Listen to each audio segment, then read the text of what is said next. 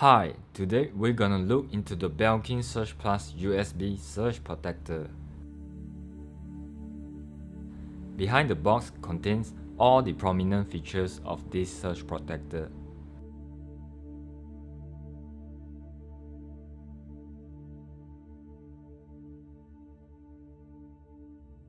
As you can see here, there are 6 slots of plugs and two 2.4 ampere universal USB charging ports available. The on-off button. The back of the surge contains all the basic information.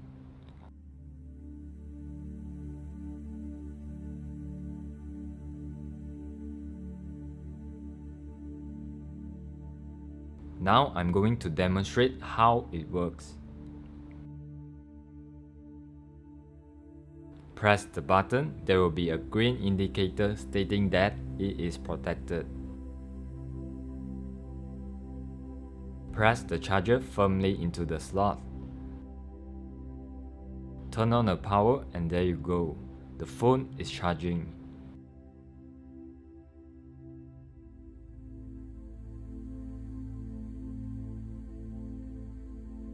You can use either one of the USB ports for the charging. It will get the job done also. The surge protector measured at 706 grams.